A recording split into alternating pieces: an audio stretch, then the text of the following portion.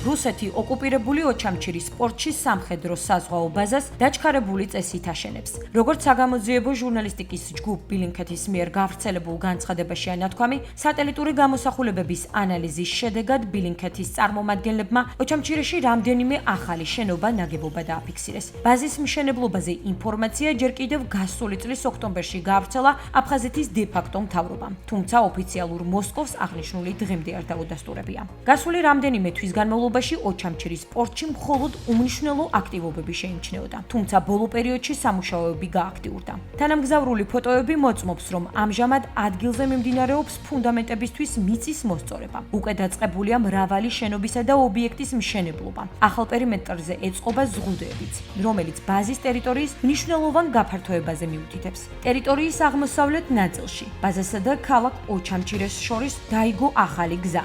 მის გასწვრივ კი მოეწყო ზღუდე, რომელიც ასევე მიუთითებს ბაზის ტერიტორიის მნიშვნელოვან გაფართოებაზე. ანალიტიკოსები მიიჩნევენ, რომ ოჩამჩირის პორტი რუსეთისთვის სტრატეგიული მნიშვნელობის იქნება, რადგან ის რუსული სამხედრო გემებისთვის თავშესაფრის ფუნქციას შეასრულებს. ასევე მათი თქმით, ამ განზრახვის სისრულეში მოყვანა ზეგავლენას მოახდენს საქართველოს გეგმებზეც. განავითაროს ანაკლიის თანამედროვე ღრმაწლოვანი პორტი, ვინაიდან ანაკლია ოჩამჩირიდან არც ისე შორს მდებარეობს. ოჩამჩირე ვერ ჩანაცვლებს სევასტოპოლის პორტს.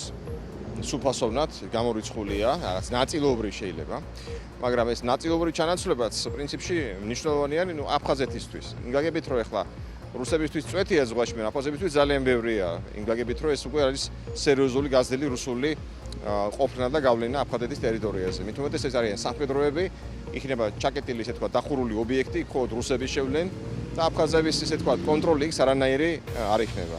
ანუ კიდევ ერთი ესე თქვა ანკლავი იქნება, სადაც აფხაზი ვერ შედის. ისევ და ისევ დიდი მნიშვნელოვანი, მანდამაის მნიშვნელოვანი არ არის რუსეთისთვის, იმიტომ რომ ეს ვერ ჩანაცვლებს სევასტოპოლს, სამაგიეროდ აფხაზები კარგავენ კონტროლს ტერიტორიის საკმაოდ დიდთან ეხა შავი ზღვის სანაპიროს კონტროლს. უმრავლესობის მოსაზრებით რუსეთი ცდილობს მოახდინოს დივერსიფიცირება შავ ზღვაზე სამხედრო ფლოტის და ასე ვთქვათ სჭირდება დამატებითი რესურსები, ტერიტორია, რათა უკეთ უზრუნველყოს არა მხოლოდ სამხედრო ოპერაციის წარმოება, არამედ ლოჯისტიკური მომსახურება, რაც საფრთხეს უქმნის ოჩამჩირეს, რაც არ გამორიცხავს იმას, რომ იქ მოხდება, ასე ვთქვათ, უკრაინული დრონების და უპილოტო საფრენი აპარატების თავდასხმა.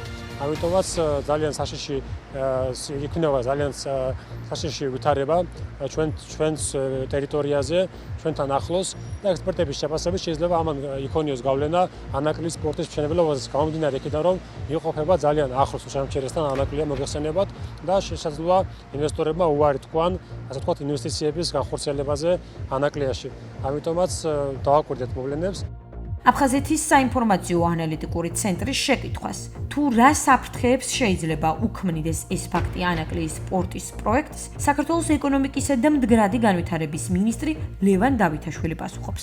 ჩვენ ცალსახად მოგახსენებთ, რომ ანაკლიის პროექტთან დაკავშირებით ძალიან მკაფიო ღია საუბრობ და გვაქვს კონკრეტული გეგმები, რომელზეც თქვენ რეგულარულად ხართ ინფორმირებული, ჩვენ თანამდებობად მივყვებით ამ პროექტის განვითარების გეგმას და მივიღებთ საბოლოოდ იმ შედეგს, რომელიც დათმულ დროში გვაქვს საზოგადოებისთვის წარმოდგენილი. ანუ 29-ისთვის ჩვენ შევძლებთ ამ პროექტის პირველი ფაზის ოპერირებას, რომ პროექტს რა თქმა უნდა ნებისმიერი სხვა რაღაცა ფაქტორის გამო არანაირი საფრთხე არ ემუქრება ანაკლიის პროექტის განვითარება მიმდინარეობს გეგმაზე მიიღებით.